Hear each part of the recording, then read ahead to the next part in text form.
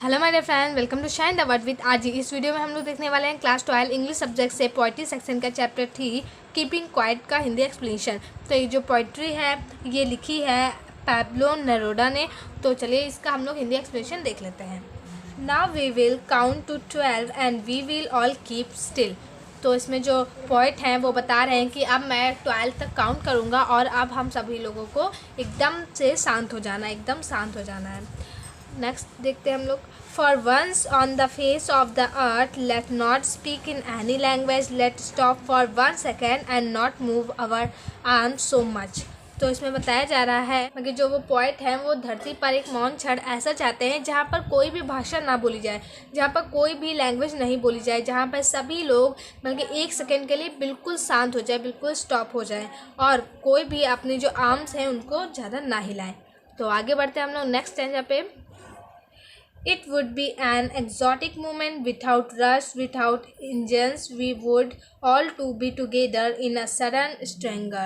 तो इसमें क्या बता रहे हैं कि ये जो क्षण होगा ये बहुत ज़्यादा एग्जॉटिक मोमेंट होगा, जैसे मतलब कि रोमांचक क्षण होगा। इसके जो परिणाम होंगे वो बहुत ज़्यादा चमत्कारी होंगे, ऐसा जो पॉइंट है वो बता रहे हैं। और वो कह रहे हैं कि उस समय जो ये क्षण है उस समय कोई भी मतलब कि शीघ्रता ना हो, कोई भी रश ना हो और कोई भी वातावरण को दूषित करने वाली मशीनों की ध्वनियाँ ना हो, मतलब कि सब कुछ शांत हो जाए। और इन अ सडन स्ट्रैंगर मतलब कि वह एक विचित्र एवं असमान क्षण होगा जिसमें चारों ओर स्थिरता होगी और असामान्य समय में मानवता के संबंध मजबूत बनेंगे। मतलब कि ऐसा पॉइंट बता रहे हैं। आगे बढ़ते हैं नेक्स्ट टाइम जहाँ पर Fisherman in the cold sea would not harm whales and the man gathering salt would look at his hurt hand। तो क्या बता रहा है कि निष्क्रियता के इस क्षण में मतलब कि ये जो शांति का ये जो क्षण है इसमें कोई भी जो मछुआरे होते हैं, फिशरमैन होते हैं, वो मछलियाँ नहीं पकड़ेंगे, इसलिए समुद्र में उपस्थित जो व्हेल मछलियाँ हैं वो सुरक्षित रह जाएंगी। और जो लोग होते हैं जो नमक को तोड़ते हैं या नमक एकत्रित करते हैं तो वो भी अपने हाथों का उपचार कर पाएंगे जब वो सारा शहर शांतिपूर्ण होगा। तो इसमें जो राइटर हैं वो यही बता रहे हैं कि जो मनुष्य और प्रकृति दोनों ही अपने घाव को बल्कि उभार पाएंगे, अपने घाव पर मलहम लगा पाएंगे। वो कह रहा है अगर जो हम लोग सभी लोग एक क्षण के लिए शांत हो जाएं। आगे बढ़ते हैं हम लोग। आई होप आपको समझ में आ रहा होगा।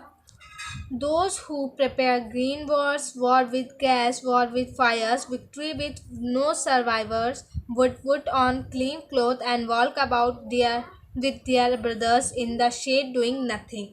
तो इसमें क्या बताया जा रहा है कि मतलब कि जो इसमें वो जो कवि हैं वो कह रहे हैं उन लोगों के विषय में बात कर रहे हैं जो मानवता को पर्यावरण या फिर मानवता जैसे कि जो लोग युद्ध वगैरह की घोषणा करते हैं या युद्ध वगैरह के लिए तैयारी करते हैं, तो उस सभी प्रकार के रसायन जो जहरीले जैसे कि कृपया ग्रीन गैस बताया जा रहा है ना, तो जहरीली चीज़ों का जो लोग इस्तेमाल करते हैं और जो मतलब कि युद्ध में जैसे कि लोग मर जाते हैं उन सब गैसों का प्रयोग करते हैं, तो उन सभी को रोकने के लिए कह रहे हैं कि ऐसा कोई लोग कुछ भी मत करो, सब कुछ एक क्षण के लिए रोक देना चाहिए।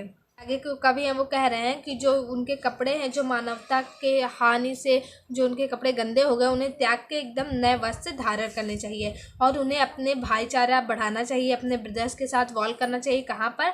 एकदम जहाँ पे कुछ भी ना हो रहा है, एकदम शांतिपूर्ण जगह पे। आगे बढ़ते हैं हम लोग। What I want should not be confused with total inactivity.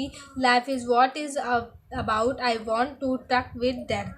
तो इसमें अब क्या बताया जा रहा है कि बल्कि जो कवि हैं वो कह रहे हैं कि हालांकि वह मौन की आवश्यकता का पक्षधर है, बल्कि वो कह रहे हैं कि सभी लोग मौन हो जाए, किंतु ऐसा नहीं समझना चाहिए कि वह संपूर्ण निष्क्रियता को उसकी सलाह दे रहे हैं। बल्कि वो कह रहे हैं कि हमें सिर्फ एक क्षण के लिए मौन रहना, ये नहीं कि हम पूरे टाइम के लिए ऐसे मौन हो जाए। उसकी सलाह का मृत्यु से कोई संबंध नहीं है। वो कहते हैं कि जीवन को की उन्मुखता में जीना चाहिए। ऐसा जो है वो जो पोइटर हैं वो कह रहे हैं। आगे बढ़ते हैं हम लोग। If we were not so single-minded about keeping our life moving and for once could do nothing, perhaps a huge silence might interrupted his sadness of never understanding ourselves and that tethering ourselves with dead।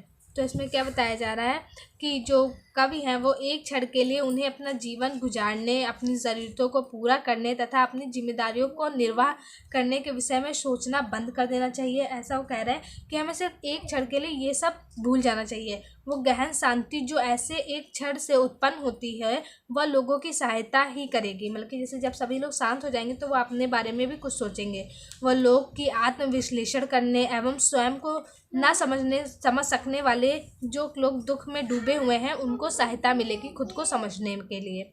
और वो लोग जो अपने कार्यों को मृत्यु के भय के कारण पूरा नहीं करते हैं, यह शांति का क्षण उन्हें स्वयं को एक बेहतर रूप से समझने का समय देगा अगर जो सभी लोग शांत हो जाए। तो ऐसा ये जो पॉइंट है वो बता रहे हैं। आगे बढ़ते हैं हम लोग। Perhaps the earth can teach us as when everything seems dead and later proves to be alive. Now I will count up to 12 and you keep quiet and I will go.